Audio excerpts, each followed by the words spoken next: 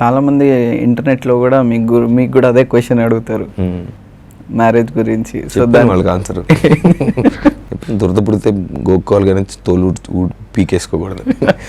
నాకు I'm not against it అండి. Institution మంచిదే, ఎవరికి అనిపించిన రైట్ టైంలో ఆ రైట్ పర్సన్ దొరకడం, ఏదో చాలా క్వాలిటీస్ ఉంటాయి. ఏదో టైం అయిపోతుందనో మా అమ్మమ్మ మా తాతగారు వాళ్ళు చనిపోయే ముందు పాపం మన పెళ్ళి చూడాలనుకుంటున్నారు అనే అట్లా దిగకూడదు.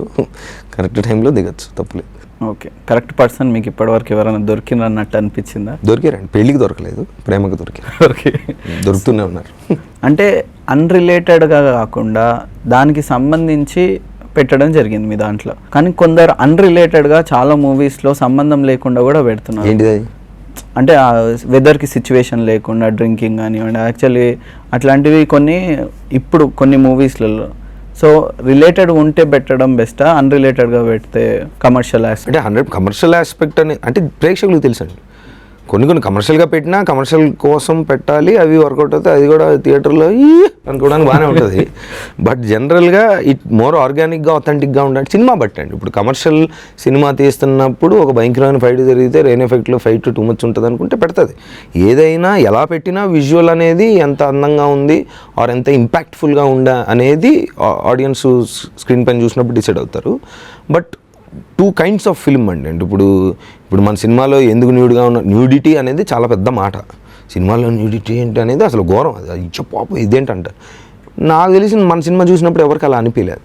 అంటే there is a way to show it కదా. ఇప్పుడు ఇద్దరు ఉన్నారు, ఆ అమ్మాయిని వాడు పెయింటింగ్ చేయాలి అనుకున్నప్పుడు అదొక బ్యూటిఫుల్గా వాళ్ళిద్దరూ రొమాంటిక్గా అదొక పొయటిక్గా చూపించాడు. సో అలాంటివి అయితే కథకి సంబంధించి ఎంత ఆర్గానిక్గా వస్తే అంత ఎంజాయ్ చేస్తారు. లేదంటే ఈ ఊరికే కొన్ని సినిమాలు చూస్తాం మనం. ఇప్పుడు హీరోయిన్ ఇంట్రడక్షన్ అనగానే షార్ట్లు పెడతారు. ఎందుకు ట్రెడ్మిల్ మీద ఉందో, ఎందుకు బయట పరిగెడుతుంది, వాడు ఎక్కడ పెడుతున్నారు షార్ట్ అనేది ఆడియన్స్కి కూడా తెలుసు. అలాంటివి చూసే ఆడియన్స్ ఇప్పుడు ఉంటారు. కానీ కొంచెం పీపుల్ ఆర్ ఆల్సో ఇప్పుడు వరల్డ్ సినిమా చూస్తున్నారు, వాళ్ళకి తెలుసు వీడు ఊరికే బిస్కెట్ వేస్తున్నాడు, మనకి కథలో అవసరం అనేది వాళ్ళకి కూడా తెలుసు. ఇప్పుడు మోసం చేయొద్దు, ఏం కావాలో చెప్పు. కమర్షియల్గా నువ్వు రొమాంటిక్ XX సినిమా నువ్వు ఓన్లీ రొమాంటిక్ ఏంటది లవ్ మేకింగ్ గురించి సినిమా తీద్దాం అనుకుంటున్నావు అంటే నమ్ముతారు, చూస్తారు. కానీ నువ్వు ఫ్యామిలీ సినిమా అని చెప్పి మధ్యలో ఫ్యామిలీ అమ్మాయి అలాంటివన్నీ జనాలు దే నో బెటర్.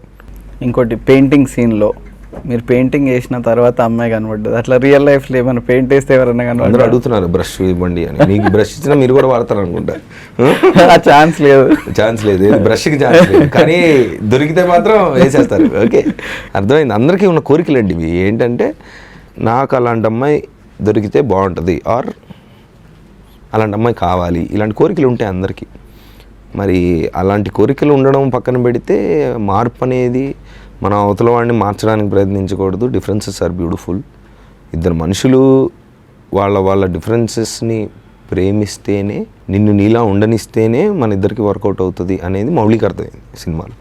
మరి రియల్ లైఫ్లో ఎంతమందికి అది అర్థమవుతుందో కుదురుతుందో చూడాలి. ఇంకోటి మేఘాలయలోనే షూట్ చేయాలని ఎందుకు అనుకున్నారు? చాలామంది సీజీలు వేసుకోవచ్చు, అది చేసుకోవచ్చు అని, మీరు ఎందుకు సెలెక్టివ్గా అక్కడికే వెళ్ళి షూట్ చేయాలని? ఇప్పుడు మీరు రాత్రి సినిమా చూశారు కదా, మేఘాలయలో ఆ షార్ట్లు సీజీ చేస్తే 100 crores అవుతుంది మన సినిమా. ఈ సినిమా కాదు, ఏ సినిమా అయినా. చిన్న సినిమాలకి అలాంటి అంత బడ్జెట్ స్కోప్ ఉండదు ఫస్ట్ ఆఫ్ ఆల్. ప్లస్ ఆ బ్యూటీ రాదండి. మీరు సీజీలో నిన్న చాలా డిస్కషన్, నిన్న సినిమా చూసిన తర్వాత ఇదేంటి నిజంగానే ఉందా అని అన్నారు. The beauty of the place is that. So అలాంటి మెజెస్టిక్ బ్యూటిఫుల్ గ్రాండియర్ని ఇప్పుడు దాకా ఎవరు చూపించలేదు. సో 100% మనకు అదే అడ్వాంటేజ్ కదా. అక్కడికి వెళ్ళి మీరు ఎక్కడ కెమెరా పెట్టినా అదొక అందం. అసలు మీరు వర్షం పడకుండా కెమెరా తడవకుండా పెట్టి షూట్ చేయగలిగితే చాలు. ఇంకా దాన్ని మనం ఏం చేయవసరం. గ్రేడింగ్ కూడా భయంకరంగా కలర్లు మార్చాల్సిన అవసరం లేదు. అసలు కంటికే అదొక అద్భుతం. ప్లస్ ఇందాక మనం మాట్లాడుకున్నట్టు డైనమిక్ వెదర్. అంటే తను అక్కడికి వెళ్ళి ఓకే క్యారెక్టర్ ఇలా ఉంటుంది, ఇలా పెరిగాడు, ఎక్కడ తీద్దామని తను చేస్తున్న రీసెర్చ్లో ఈ మేఘాలయ ఏంటి బాగుంది అని వెళ్ళి అక్కడ కూర్చున్నప్పుడు ఆ వెదర్ మొత్తం చూసి అక్కడ సినిమా అక్కడే రాసి వచ్చాడు. So I think we succeeded in capturing the beauty.